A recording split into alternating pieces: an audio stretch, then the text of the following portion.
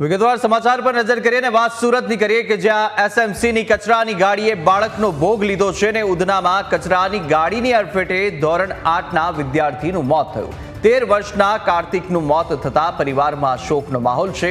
પરિવારના એકના એક દીકરાનું મોત થતા શોકનો માહોલ। ઘટનાને પગલે ઉધના પોલીસે તપાસ પણ હાથ ધરી છે। રાત્રિના સમયે કાર્તિક બહેનો સાથે બહાર નીકળતા આ બનાવ બન્યો હોવાનું પોલીસ કહી રહી છે। ત્યારે કચરાની ગાડીએ અડફેટે કાર્તિકનું ઘટના સ્થળે જ મોત નીપજ્યું તો બાળકના મૃતદેહને પોસ્ટમોર્ટમ અર્થે મોકલાયો છે। પોલીસે ગાડી ચાલક વિરુદ્ધ ગુનો નોંધી અને તપાસ પણ શરૂ કરી છે।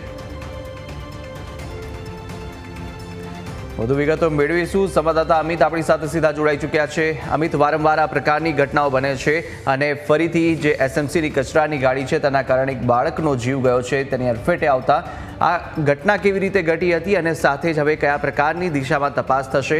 ત્યાંના જે એસએમસીના અધિકારીઓ છે, સત્તાધીશો છે, તે શું પગલાં લેશે?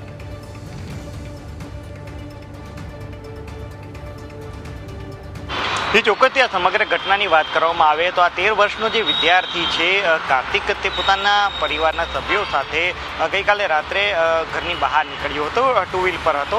તે જ સમયે ઉધના વિસ્તારમાં આજે કચરો લઈ જતી ડોર ટુ ડોર ગાર્બેજ કલેક્શનની જે ગાડીઓ છે તેમાંથી એક ગાડી છે તેને કોઈપણ પ્રકારનું સિગ્નલ આપ્યા વગર જ સાઈડ લીધી હતી અને તેના જ કારણે આજે કાર્તિકની બાઇક જે હતી તે આ કચરાની ગાડી સાથે અથડાઈ હતી અને જે ડોર ટુ ડોર ગાર્બેજ કલેક્શનની ગાડીના જે ચાલકની બેદરકારીના કારણે આજે ટુ વ્હીલર ચાલક અને કાર્તિક છે તેને ગંભીર ઇજાઓ થવા પામી હતી। તો બીજી તરફ આ વિદ્યાર્થી છે તેને ગંભીર ઇજા થવાના કારણે તેનું ઘટના સ્થળ પર જ મોત થયું હતું। તો બીજી તરફ ચાલકને તાત્કાલિક અસરથી સારવાર માટે હોસ્પિટલમાં ખસેડવામાં આવ્યો હતો।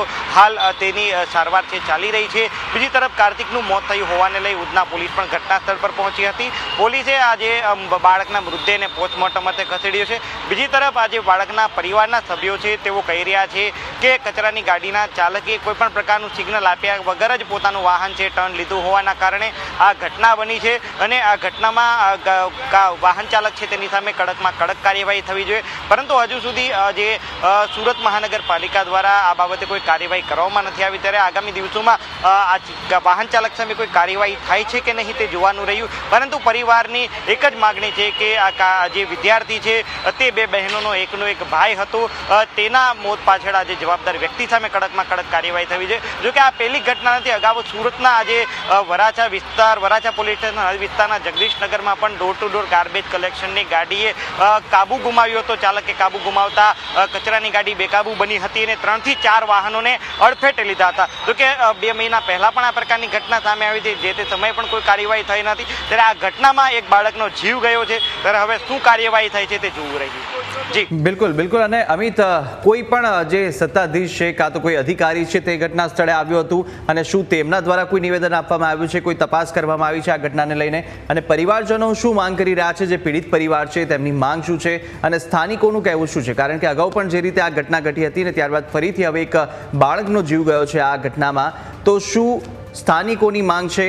સાથે શું કોઈ પ્રકારની કાર્યવાહી કે કોઈ પ્રકારનું નિવેદન સત્તાધીશ કે તંત્ર દ્વારા આપવામાં આવ્યું?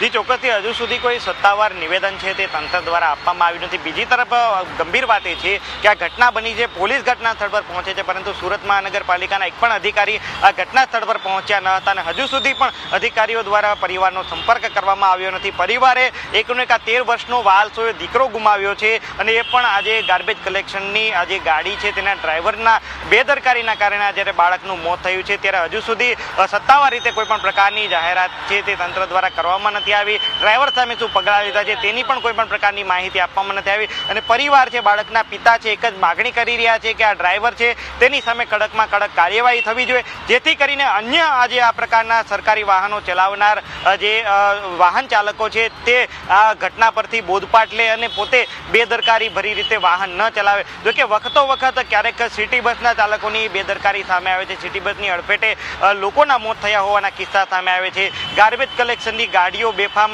ચાલતી હોવાના કિસ્સા સામે આવે છે। ત્યારે વધુ એક આ પ્રકારનો કિસ્સો છે કે ગાર્બેજ કલેક્શનની ગાડીમાં અડફેટે આવતા એક બાળકનું મોત થયું છે। ત્યારે આ ઘટનામાં હવે તંત્ર શું પગલાં લે છે તે જોવું રહ્યું। બિલકુલ અમિત, માહિતી સાથે જોડાવા બદલ આપનો આભાર. તો અનેકવાર આ પ્રકારની ઘટનાઓ સામે આવી ચૂકી છે અને વારંવાર આ પ્રકારની ઘટનાઓ હવે ક્યારે અટકશે તે સવાલ છે. સ્થાનિકોની, રહીશોની સુરક્ષાનું શું છે તે સવાલ હવે લોકો ઉઠાવી રહ્યા છે, કારણ કે આ એક નહીં પરંતુ અગાઉ પણ અનેકવાર આવી ઘટનાઓ સામે આવી ચૂકી છે. ત્યારે સાંભળી લઈએ કે જે આ મૃતક બાળક છે તેના પિતા શું નિવેદન આપ્યું હતું, પિતા શું માંગ કરી રહ્યા છે. ये 10 साढ़े 10 बजे की बात है. मेरे को अजनबी कॉल आया कि भैया आपका लड़के को एक्सीडेंट हो गया. तो वो कचरा पेटी वाला जो गाड़ी है बोले उसके अंदर गाड़ी घुस गई बोले आपकी लड़की की. मेरा लड़का जगह पे ही ऑन द स्पॉट खलास हो गया. और वो कचरा वाले की बेदर्दी की वजह से उसने ना सिग्नल दिया ना कुछ दिया, वहाँ से टर्न मार लिया उसने.